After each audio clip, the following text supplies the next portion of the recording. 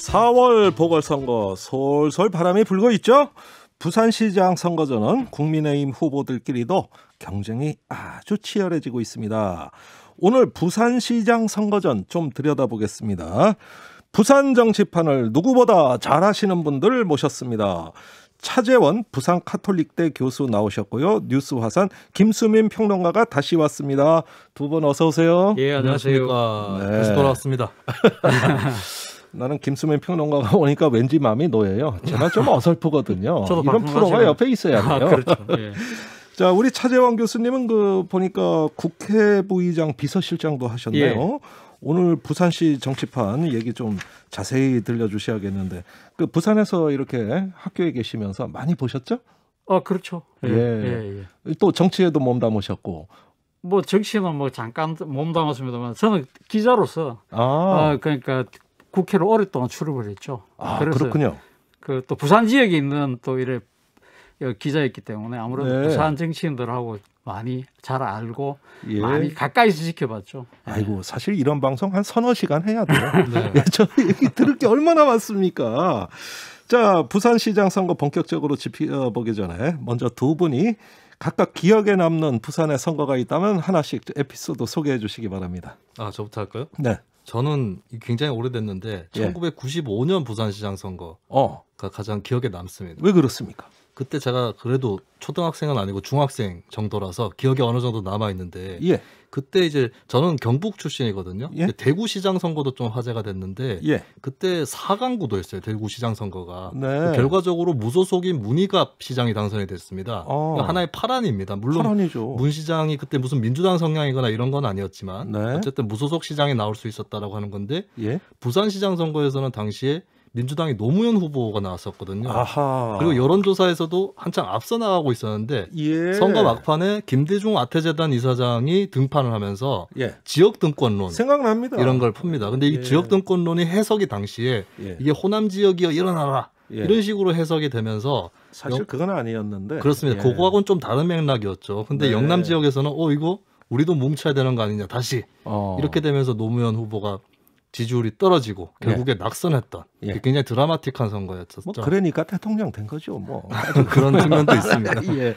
자, 차 교수님 어떤 기억이 있습니까? 예, 뭐 저도 1995년 당시 선거에서 분명히 기억을 하고 있는데 저는 그거보다 10년 전에 좀 더 오래된 겁니다만 1985년 2.12 총선이라고 네. 12대 총선거가 있었어요. 그때 예. 당시 물론 뭐 제가 투표권을 행사한 첫 번째 선거이기도 하지만 그거보다 더 큰 의미가 사실은 1980년에 신군부가 집권을 하고 난 뒤에 전두환 일기 평가의 선거였거든요. 1985년 선거가.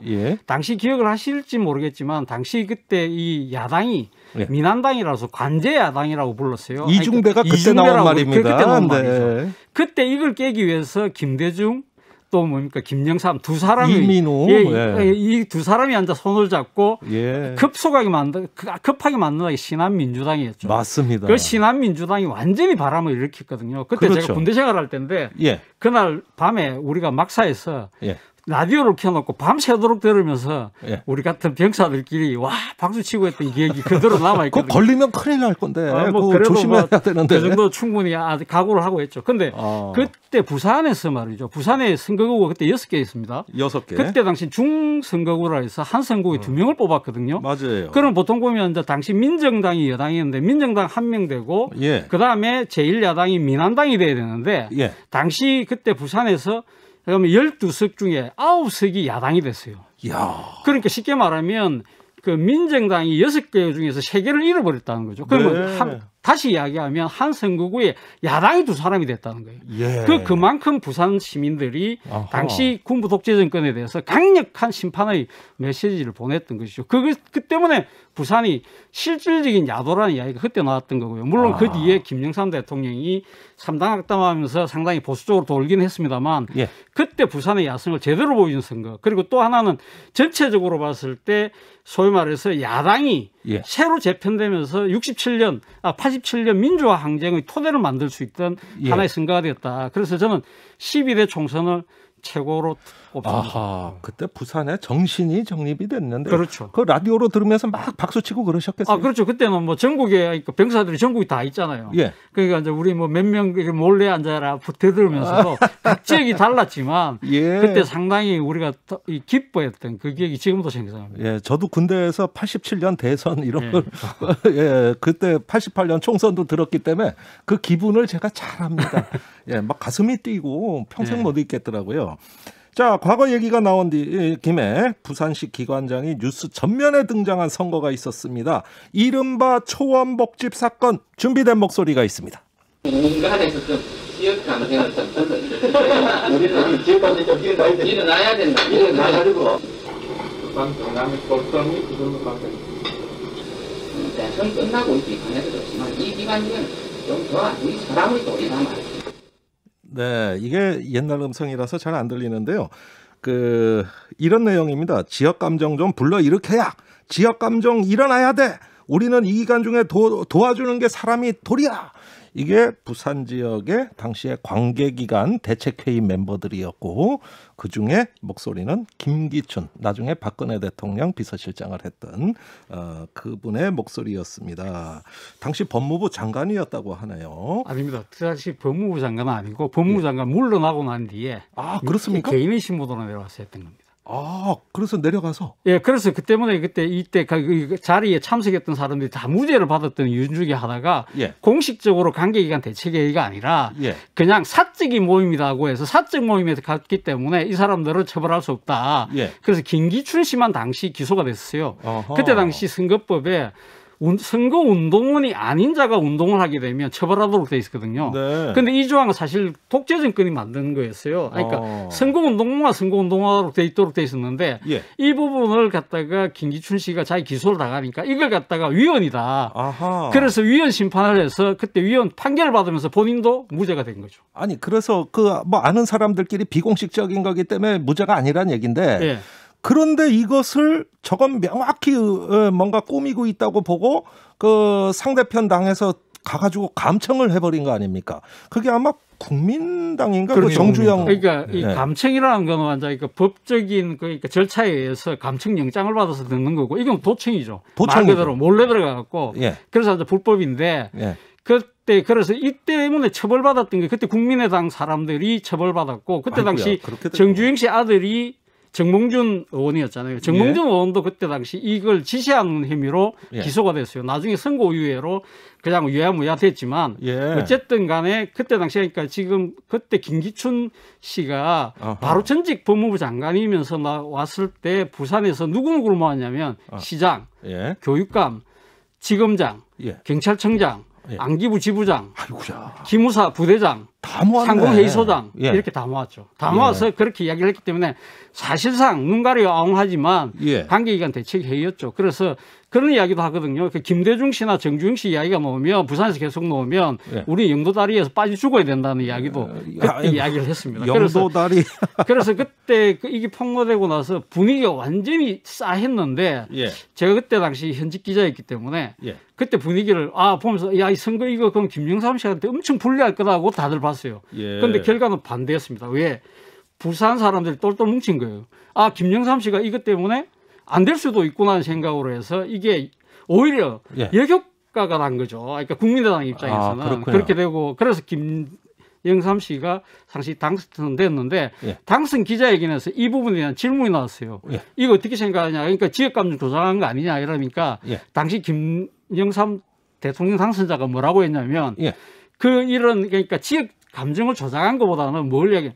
이런 식으로 정치 공작 내가 분쇄하겠다. 도청한 거? 도청한 거. 그러니까 프레임을 바꿔버린 거죠. 그래서 그렇게 아주 유명한 사건. 이게 졸지에 영남표가 정주영 후보에게 분산되면 김대중 후보가 이긴다라고 하는 것을 이 사건 보도로 대대적으로 더 퍼지게 만든 그런 측면이 있었던 거죠. 결과적으로. 그렇군요.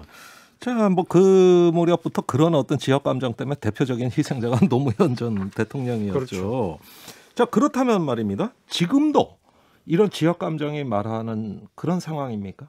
그때와 지금 무엇이 달라졌을까요? 제가 생각했을 때는 부산의 지역 감정은 하나의 일종 변곡점이 있었어요. 변곡점이 언제냐면 제가 생각으로는 2000년 국회의원 총선거입니다. 앞서 아까 95년도 이야기했지만 16대 선거네요. 예, 16대 선거죠. 16대 선거 때 그때 부산에 노무현 당시 그러니까 의원이 종로에서 보선에 당선되고 난 뒤에 맞습니다. 1년 반 만에 부산 다시 지역구를 내려왔거든요. 예? 그렇기 때문에 사람들이 전부 다 아니 불리한 선거도 왜 가느냐고 그랬는데 예. 내려왔을 때 상당히 분위기가 좋았어요. 그때는 제가 당시 그러니까 이 정치부 기자였기 때문에 그 상황을 대충 다 지금도 생생하게 기억을 하는데 상당히 부산에서는 그래도 노무현 정도는 될 수 있겠다는 생각이 많았었어요. 그런데 그때 당시 상대 후보가 허태일 의원입니다. 그 박근혜 대통령 초대 비서실장이었던 이분이 상당히 지역 감정을 조장하는 발언들을 많이 했죠. 유세에서 유세에서 아주 상당히 그렇고 많이 했는데 어쨌든 노무현 후보가 당시 그래서 아깝게 졌습니다. 지고 난 뒤에 그때 놓은 이야기가 바로 바보 노무현이 거기서 생기는 거죠. 그러면서 그것들을 너무 가슴 아파하는 사람들이 노사모가 되었고요. 맞습니다. 그것이 총선 이후에 만들어졌죠. 그렇죠. 그래서 2년 뒤에 강주에서의 기적을 일으키는 거거든요.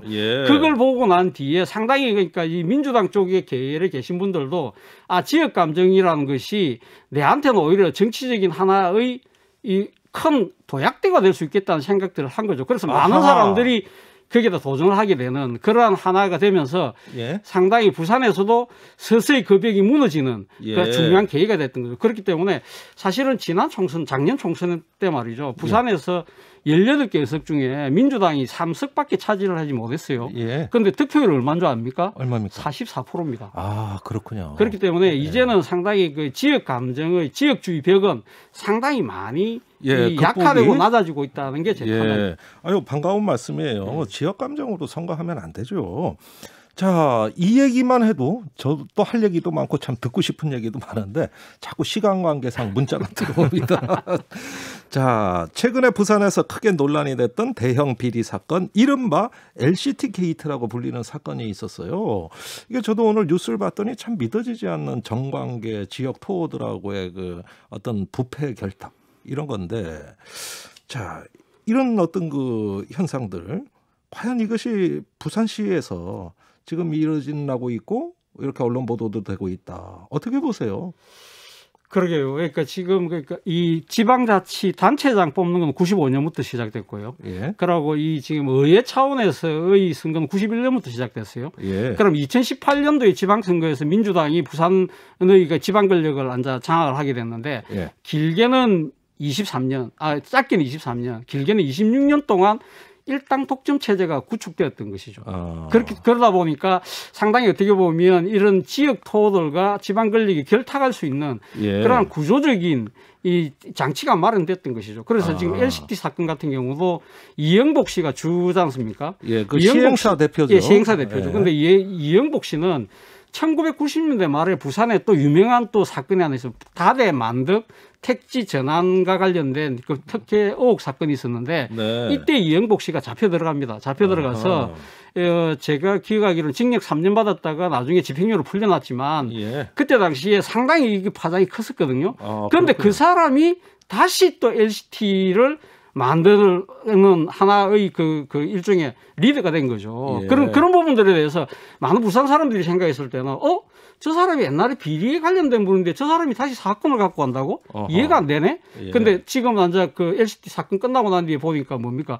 당시 구청장, 그리고 부산의 유력한 의원이었던 현기한 정무수석, 그리고 또 부산시장의 측근, 그리고 또 당시 해운대 지역구 의원이었던 의원의 측근, 이런 사람들이 다 편의를 봐준 걸로 드러났잖아요. 그렇죠. 그런 부분들이 어떻게 보면 앞서도 우리가 이야기했던 지역주의 정치에 의해서 일종의 이 그 지역 토와 지방 권력이 결합될 수밖에 없는 이 구조적인 한계가 낳은 하나의 사건이 아닐까 생각합니다. 그렇군요. 결국은 지역 정치에서 문제는 시작됐다, 이런 말씀이세요. 좀 저희가 새겨드릴 말씀이라고 봅니다. 자, 이런 상황에서 부산시장 보궐선거가 치러지는 상황입니다. 선거 직전까지 부산시 분위기 어떻게 가고 있습니까, 김수빈? 네, 일단 부산은 부동산 열풍이 뜨겁다라고 하는 그런 보도가 많이 나갔는데 아무래도 물론 지금 수도권과 비수도권의 격차, 양극화 이런 것들이 심각하지만 어떻게 보면 좀 부산은 건덕지가 있다. 건덕지가 있다. 네, 이런 개발이라든지 뭐 LCT를 가능하게 했던 그런 부분도 있을 것이고, 그렇고 이제 한편으로 뭐 도시의 가치라든지 이런 것들이 그래도 다른 비수도권 도시보다는 인정을 받는 그런 셈이었던 것이죠. 그런 의미에서 이제 수도권이 아니지만 그나마 비수도권 중에서는 부동산 열풍이 가장 센 곳이었다. 이런 점들이 이제 부산 지역의 선거를 맞이하는 그런 조건이었습니다. 부동산 열풍에 지금은 개발 열풍으로 선거가 가고 있어요. 누가 뭐래도 가덕도 신공항 문제, 이게 지금 뭐 단연 모든 이슈를 흡수하는 아주 블랙홀 같은 상황입니다. 자, 먼저 준비된 음성이 있습니다. 요거 듣고 이야기하겠습니다. 저희 민주당은 부산 시민 여러분께 더 이상의 희망 고문을 드리지 않겠습니다. 가덕 신공항 특별법을 2월 임시국회에서 반드시 처리할 것임을 거듭 약속드립니다. 이낙연 더불어민주당 대표 목소리입니다. 최근에 2번이나 부산을 방문해가지고 가덕도 신공항 띄우기에 나섰죠.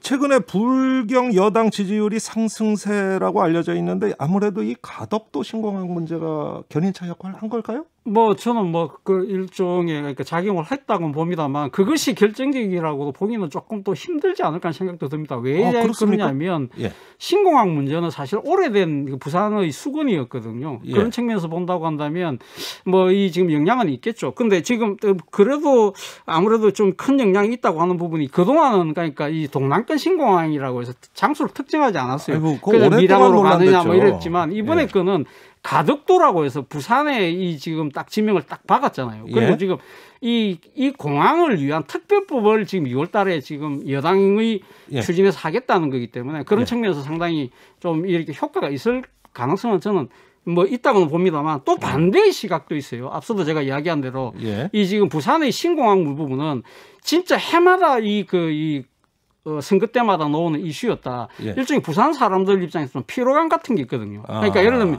이명박 정부 그리고 박근혜 정부 그때마다 상당히 이 신공항 문제 해주겠다고 했다가 무산되고 했던 부분들이 있어서 부산 사람들 입장에서는 이거 진짜 될 거야? 이런 또 선거용 아니야? 선거용 아니냐 하는 생각이 있는 거죠. 그리고 또 무엇보다도 여당만 찬성하는 것이 아니라 이번에 야당까지도 하겠다는 겁니다. 오늘 지금 김종인 국민의힘 비대위원장이 부산에 직접 가덕도 현장까지 가서 우리도 2월 달에 특별법 하겠다고 이야기했기 때문에 예를 들면 여야가 의견이 엇갈린다고 한다면 이 부분이 큰 하나의 정치적인 영향력을 발휘할 수 있을지 몰라도 이것이 서로 다 같이 하겠다고 한다면 과연 이걸 갖고 사람들의 표심이 이렇게 흔들릴 수 있을까라고 반론을 펴는 사람들도 있습니다. 그래서 국민의힘 김종인 비대위원장의 목소리도 한번 들어보겠습니다.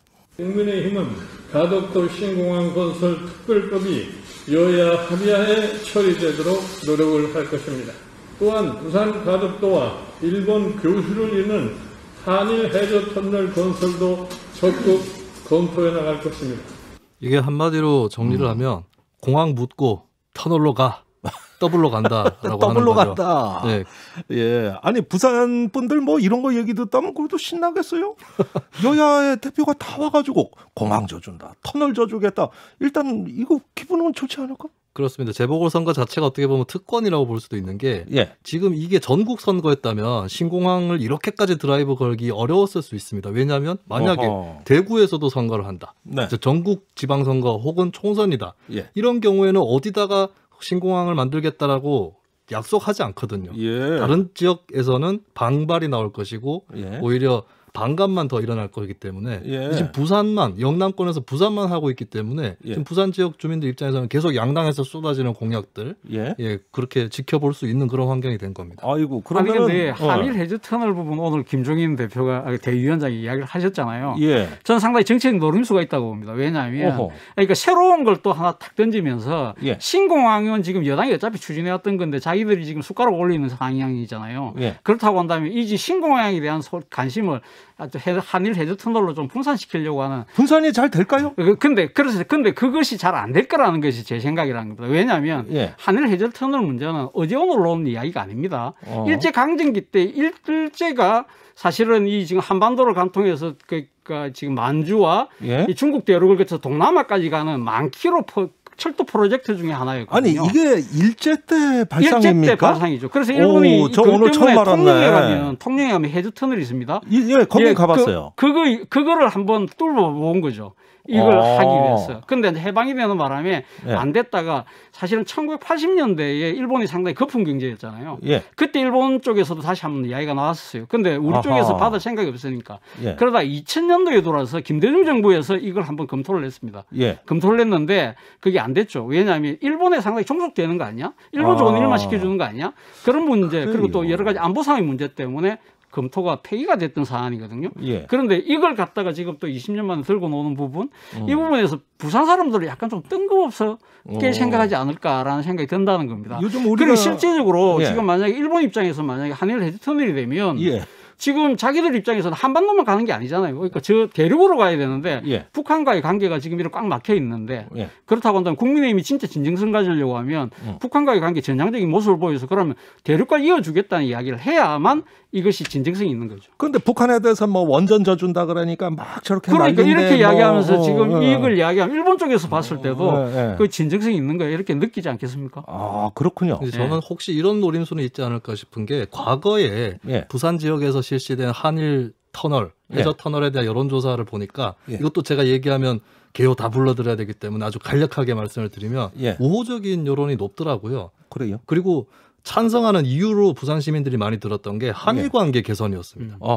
그 부산은 좀 일본하고 가까운 지역이고 프로야구라든가 이런 것도 사실 일본하고 가깝기 때문에 부산 시민들이 빨리 친숙해진 측면이 있거든요. 그렇다면 혹시나 부산 시민들은 다른 지역 주민보다 더 한일 관계 개선이라든지 이쪽에 대한 희망이 더 있고 그런 부분은 문재인 정부가 한일 관계를 나쁘게 만들지 않았느냐 이런 노림수를 혹시 김종인 위원장이 같이 갖고 있는 건 아닌가. 제가 조금 넘겨 짚어 본 거긴 한데 그럴 수도 있지 않을까. 그런데 그런 게 잘 안 통한다고 지금 타 교수님 얘기하고 계세요. 그래서 제가 여론조사 과거 여론조사 결과를 일단 말씀을 드리긴 했습니다. 아 그래요? 아주 묘한 구석을 건드렸네요. 이거 다 역사가 있는 얘기를 지금 하고 있는 겁니다. 자 이렇게 막 양당 지도부가 개발 공약 경쟁을 하고 있다면 정당 지지율 격차가 지금 여론조사가 좀 혼란스럽습니다.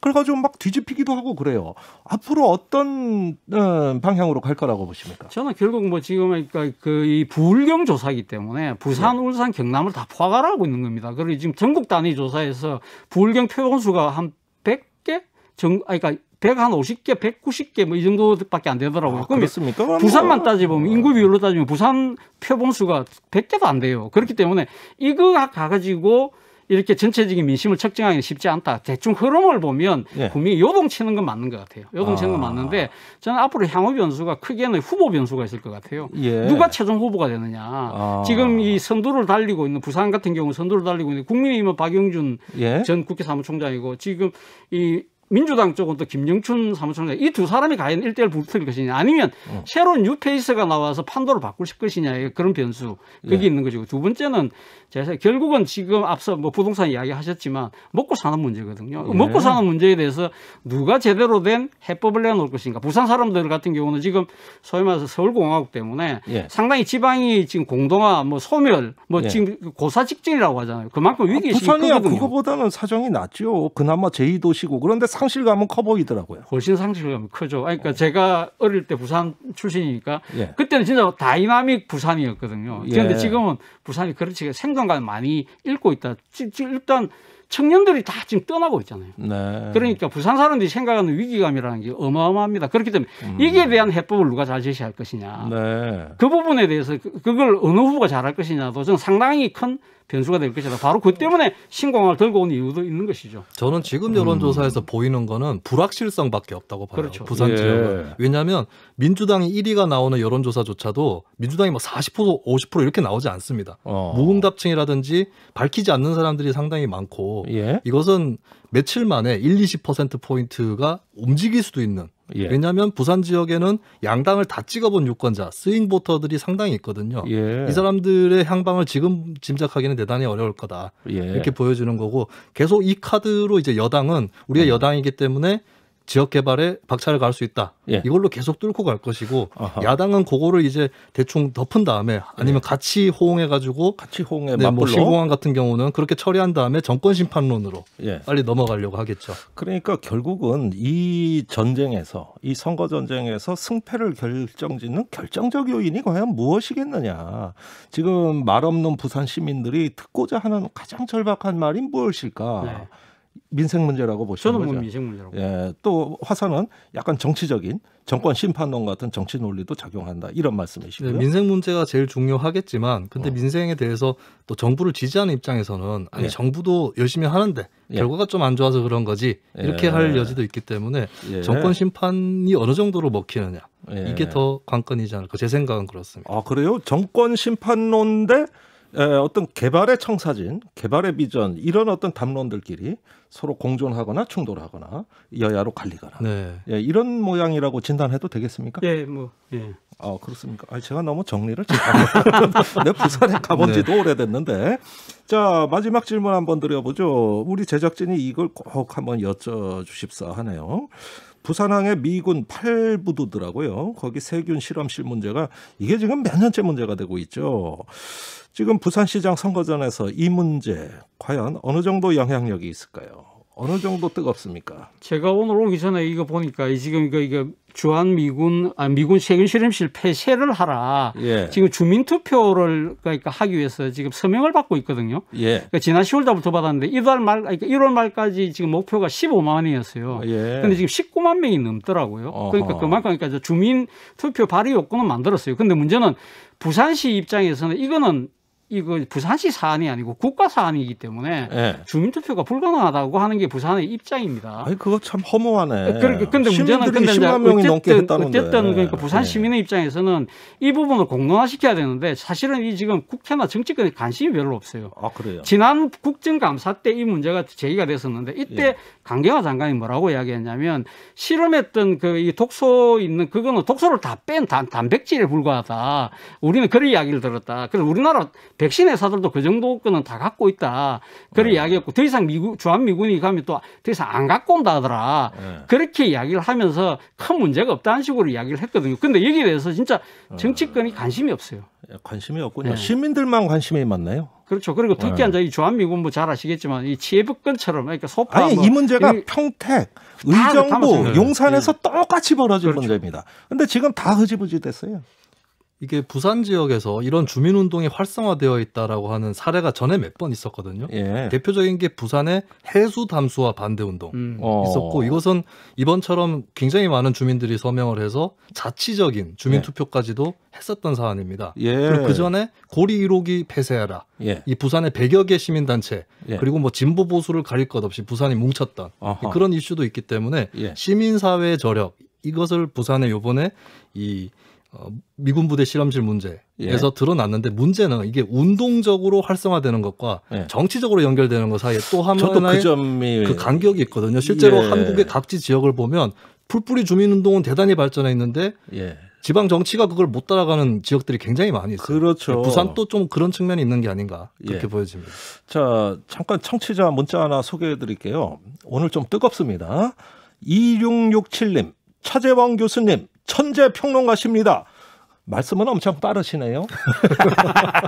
다이내믹 부산 아닙니까? 그러니까 매사가 말도 빠르고 다이내믹 해야죠. 식견이 깊으셔서 그걸 풀어내시려면 빨리 얘기하셔야 되는. 감사합니다. 그러니까 아주 가성비가 좋으세요. 짧은 시간에 많은 말씀 해주시잖아요. 저는 충청도 사람이라 그게 안 돼요.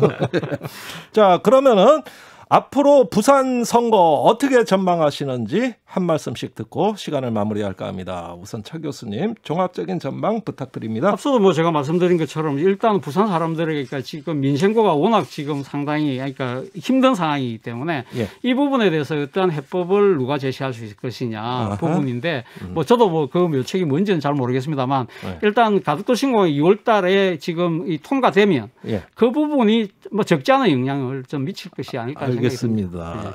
시간이 많지 않아서 그 정도로 잘라서 죄송합니다. 화산 10초. 네, 저희 전망은 저울에 올라가지 않은 추들이 많이 남아있다. 어디로 기울어질지 모른다.